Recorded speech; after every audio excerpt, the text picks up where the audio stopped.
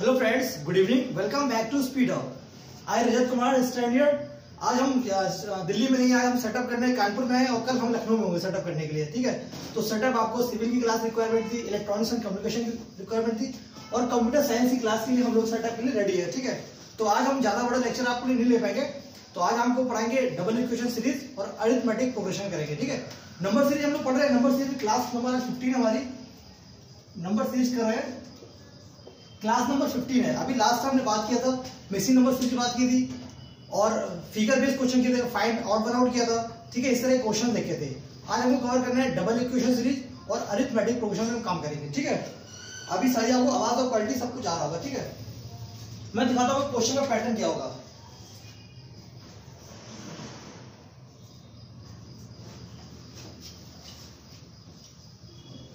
ठीक है, इस तरह कोई क्वेश्चन से पैटर्न है। डबल इक्वेशन क्या होता है मैं आपको दिखाना चाहता हूँ। ठीक है,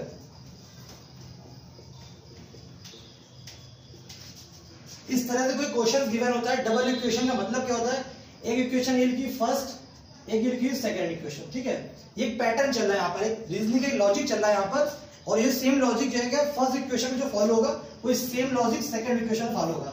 ठीक है, क्वेश्चन हमारे सामने लिख के आएगा, what will come in place of A, B and C। ऐसे कोई भी क्वेश्चन गिवन होगा। ठीक है, हिंदी वालों के लिए बात करें, यहां पर लिखा रहेगा कि A, B या C के स्थान पर क्या आएगा।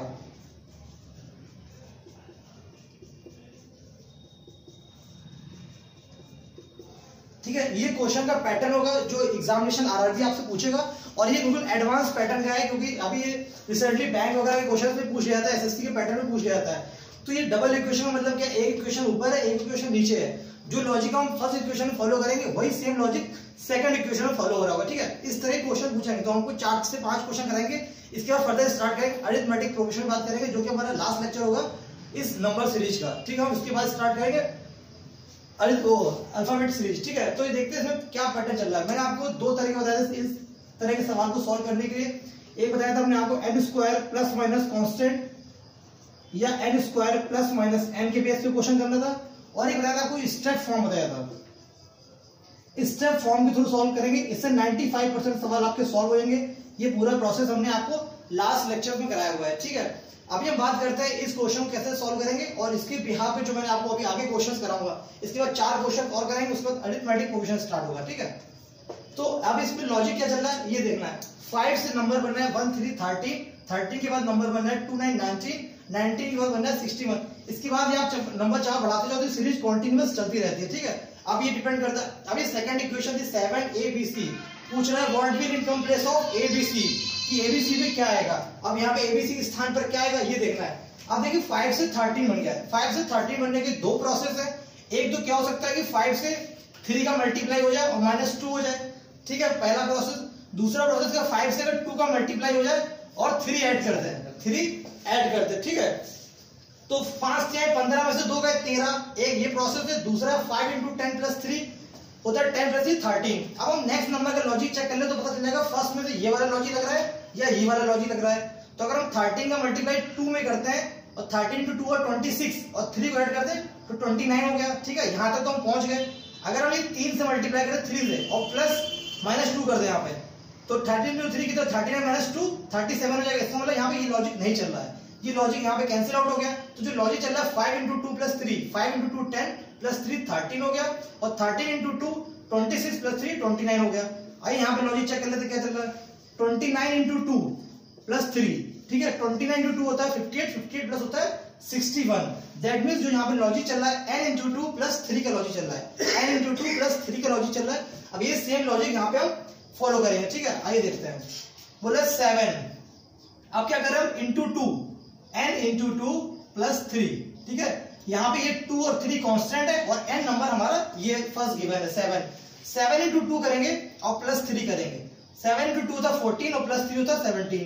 नेक्स्ट नंबर हमारा 17 आ गया। अगर हमसे एग्जामिनेशन ये पूछता what will in place of a, सिर्फ हमसे अगर ये पूछा होता what will in place of a, अगर हिंदी में बात करें पूछता a के स्थान पर क्या आएगा, तो हमें उसकी जरूरत भी थी आगे b और c की फाइंड आउट करने की। डायरेक्ट बता देते कि ये कितना आएगा 17 आएगा, 17 आएगा। ठीक है, अगर एग्जामिनेशन हमसे पूछता b की जगह क्या आएगा, तो हम फिर फर्दर क्या करते हैं 17 into 2 प्लस 3 कर देते हैं, तो 17 दूनी 34 और 3 37 हो जाएगा 37।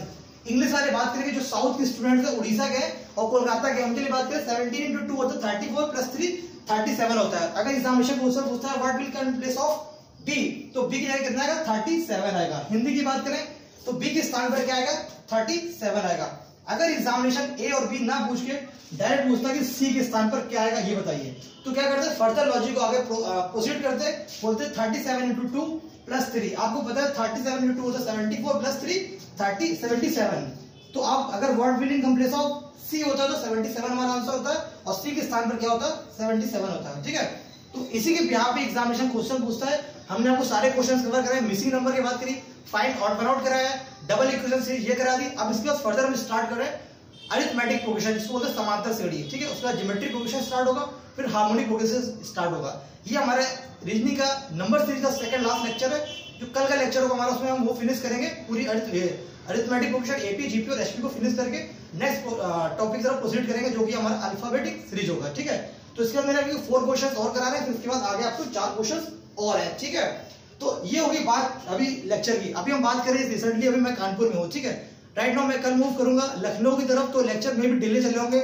और अभी आपको अभिषेक सर का लेक्चर मिला होगा और राम जी पुरवाल जी का 8 बजे लेक्चर आपके पास आ चुका होगा। ठीक है, 9 बजे अभी हमारा चल रहा है रीजनिंग का लेक्चर चल रहा है। इसके 10 बजे आपको राहुल सर का मैथमेटिक्स का लेक्चर मिलेगा। ठीक है, अगर हम बाय टुमारो की बात करें तो कल आपको इलेक्ट्रिकल इंजीनियरिंग का लेक्चर आएगा शाम को 6 बजे से, कैपेसिटेंस पार्ट 2। और मैकेनिकल इंजीनियरिंग की बात करें तो 5 PM आपको आएगा, और वो इंजीनियरिंग मैकेनिक्स का लेक्चर चल रहा है। फिर वो सेम प्रोसेस सीबीटी बनकर चलता रहेगा। ठीक है, तो क्लासेस कंटिन्यू। आप लोग ये मत सोचे कि हम लोग क्या एक्चुअली सेटअप करने के चक्कर में हमारा टाइम वेस्ट हो रहा है। एक्चुअली अभी मैं दिल्ली से अभी यहाँ कानपुर में, कल हमारा सेटअप लखनऊ में होगा, इस चक्कर में मूव ऑन करते रहते हैं, इसलिए हमारा लेक्चर डिले होता है। लेकिन आप लोग बेफिक्र रहिए, अभी मैंने कल और परसों आपको वो दिया है 2014 के शिफ्ट 1 और शिफ्ट 2 का रीजनिंग का पेपर सोल्यूशन दिया है। तो आपने देखा होगा जब वो हमने 7 क्वेश्चन शिफ्ट 1 में थे और 10 क्वेश्चन अराउंड शिफ्ट 2 में थे, तो आपने जो क्वेश्चन सॉल्व किए होंगे तो देखा होगा 10 out of 10 आपने विद इन 2 मिनट्स के अंदर सॉल्व किया है। वो जस्ट हमने आपको सारा प्रोसेस करके दिखाया, और स्टूडेंट ने कमेंट में भी किया है कि सर आपके पढ़ने के बाद क्वेश्चन 1 से 2 मिनट के अंदर हो रहे हैं।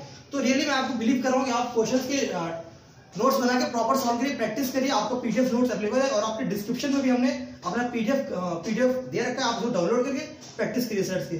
ठीक है, तो आप आगे सेकंड क्वेश्चन हम कर ही रहे हैं, तो आगे बढ़ते हैं नेक्स्ट क्वेश्चन की तरफ। क्वेश्चन नंबर नेक्स्ट बढ़ते हैं। ठीक है, क्वेश्चन नंबर नेक्स्ट अपन